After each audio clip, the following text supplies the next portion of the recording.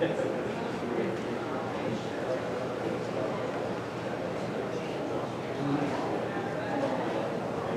we're going to go ahead and get started.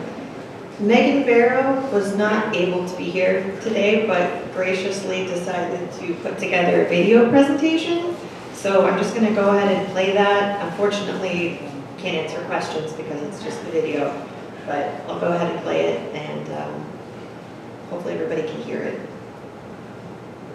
Biologist for the New York State DEC and the Division of Marine Resources. And today I'm here to talk about the transformative impact of online reporting and workflow automation on marine fisheries data management. My goal for this presentation is to show you how data management is to make sure that data is accurate, available, and accessible, and in a timely manner, by showing how much has changed in the last few years and how we can use these tools to benefit us in the long run. A quick overview of what I will be talking about today is what does fisheries-dependent reporting look like, online reporting, previous workflows and current workflows, and what questions we can start asking for the future. With fisheries management, there are two types of data that are important. Fisheries-dependent data, which is obtained from the fishery, and fisheries-independent data, which is obtained by research. For this presentation, I'll be focusing on dependent data that is required. So who is required to report? Dealers and fishers are required, depending on the permit they hold, to report to the state or federal government. The information we collect includes catch info, which is what is landed, released, or discarded. Catch effort, which is how many fishers, what gear was used, the time and area fished. And biological information, such as species, sex, and size. With this information, we're able to monitor and manage different fisheries, but it's only possible because of data management. What is data management? It's how we manage our data in all aspects. From collecting data, storing data, organizing and cleaning data so that it can be used in different ways, and maintaining data. Again, the ultimate goal is to make sure that the data is accurate, available, and accessible in a timely manner. Otherwise, why even bother collecting it in the first place? Where does all the data we manage come from? And where does it go? Data comes from the fishers and dealers, like I mentioned before. The data is either submitted by paper or online. If it is a New York permit, online is through Safest eTrips, and if it's a federal permit, it can be submitted through NOAA's Fish Online. The main point here is that no matter where all the information is submitted, it needs to make it to the coast-wide database. It's important to point out that every other state along the coast has their own process and needs for collecting data. How is online reporting for commercial fisheries beneficial all around? Well, to start, it's less paper to get lost at sea or in the mail. It's a central reporting system, which means fishers only have to submit it once for multiple agencies. It has fisher favorites, which makes it easy for fishermen to enter repetitive data, and for fishers to have an online logbook and are able to see what trips they successfully had entered and submitted. With field-level validations, we're able to ensure that reports are complete before fishermen are able to submit it, and we're able to make sure that there's no discrepancies due to made-up codes or handwriting like we have in paper reports. Lag times between trip to date and entry date are minimal, and all of this is done in a sustainable and timely manner. Here's an example of the field-level validations that online reporting implement. First, it'll prevent us from having to make calls or send VTRs back for missing information. This is because eTrips won't let fishermen submit unless it is complete. The red circles represent where fishermen tend to forget data. And yes, we do get some that are almost blank and end up having to send them back. A big reason we mail paper reports back is because they're unsigned. We also tend to have an issue with handwriting and having to try and figure out the difference between numbers and the random species names and codes that are written in, and trying to figure out what they mean. In my office, we have our own cheat sheet to help us decipher what common species are when we're entering our paper reports. Here's a quick visual of the overall lag time between the date sailed and the date entered into our databases, comparing online reporting and paper-based reporting by year. With online reporting, the average is close to 0 days between the date sailed and the date entered, whereas by paper, fishers technically have till the 15th of the next month to mail them to us, and then it takes time for us to process and enter the data. Paper has an average of 50 to 300 days in lag time. You can see in most recent years that we're entering most of our trips in a timelier manner, which brings me to the second part of my presentation. The next part of this presentation is about workflow automations. Long story short, the old workflow for my office was total chaos. It was a paper-based system, and papers were not being digitized until after they were entered incomplete. Emails of ETRs were being printed and rescanned. There was no call log history, and everyone just had to remember Fisher's names and history, making no connections or relationships to the database. No calls were being made to Fisher's until the data entry stage. And most importantly, we couldn't find anything without scrambling through boxes of papers to find ETRs on the spot. Really, talk about paper cuts. Ultimately, the previous workflow came to a complete halt due to the COVID pandemic. Our paper-based system made it hard to adapt to COVID regulations like social distancing and working from home. These files are sensitive and documents cannot be brought home. This created a backlog due to limitations, and while figuring out a new workflow for the new normal, it took us a full 3 years to get out of the hole that was the backlogs of ETRs and files. And we never want that to happen again. It became obvious that a new workflow needed to be implemented in order to keep up with the COVID mandates and the new normal. Here are a few tools and software that I'll be mentioning in our new/current workflow. We have the SQL Server database, where all of our data is stored and connected to Microsoft 365 Office Suite, such as SharePoint, Teams, OneNote, Outlook. We've got GitHub/Git, which is a way for software developers. I never thought I'd call myself one of those when I got this job.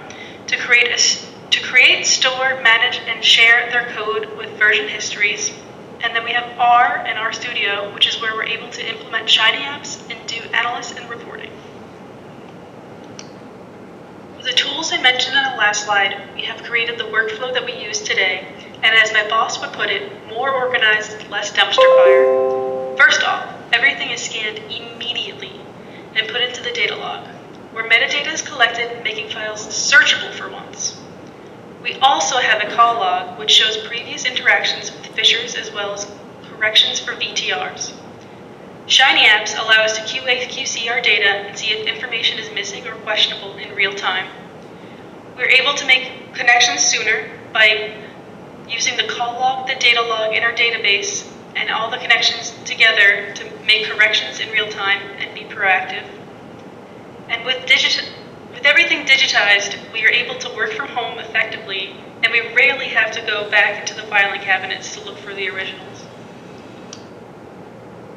How does the new workflow help us meet our goal?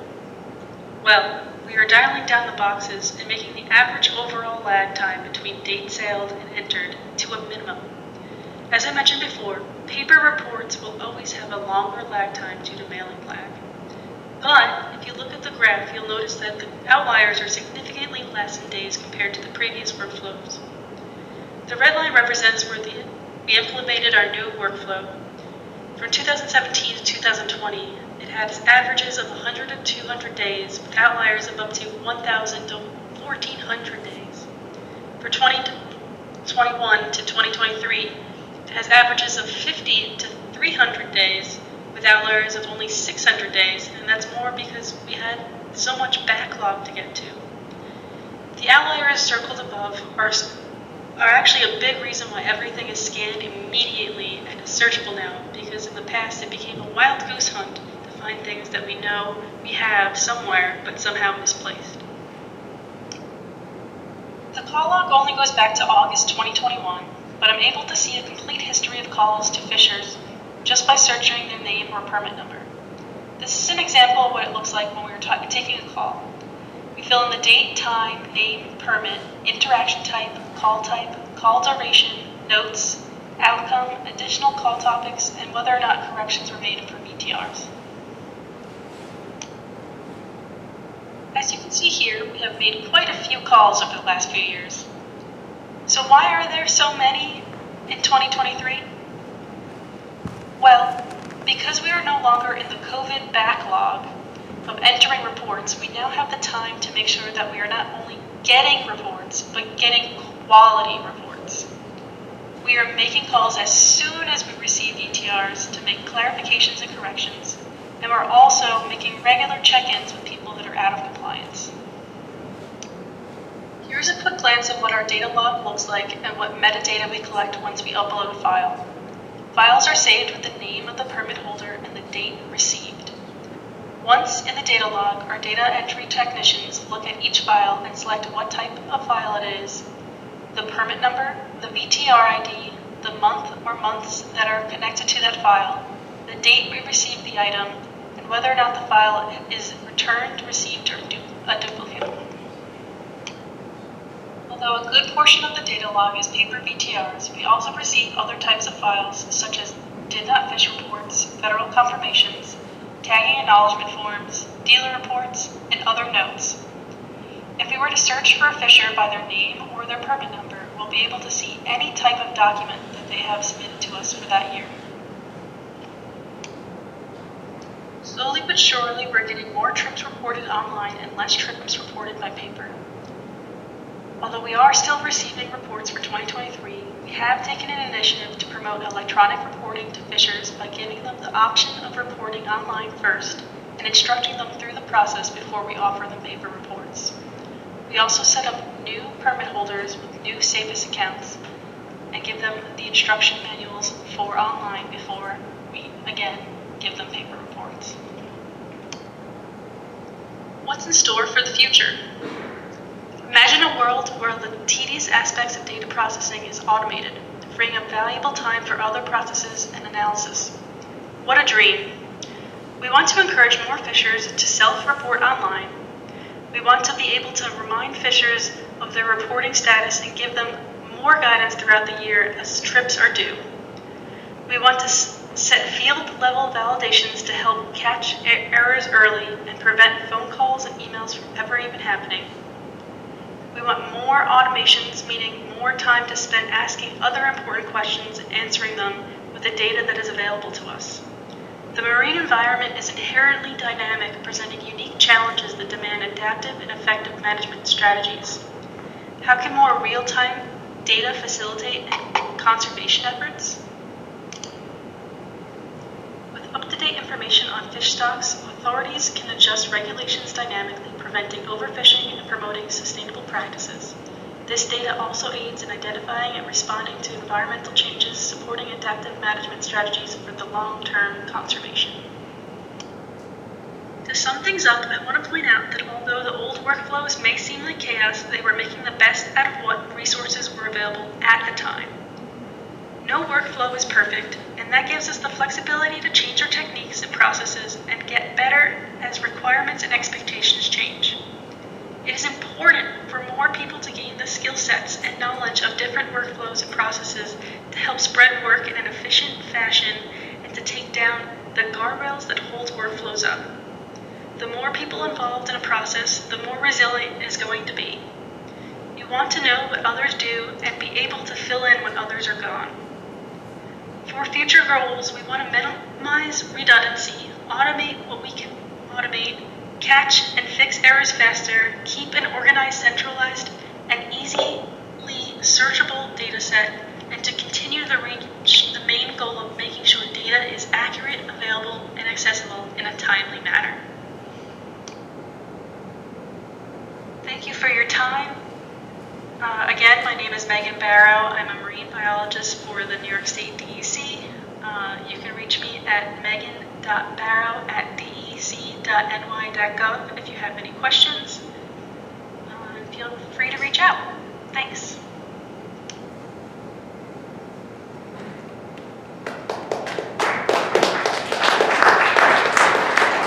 Great. That concludes this session.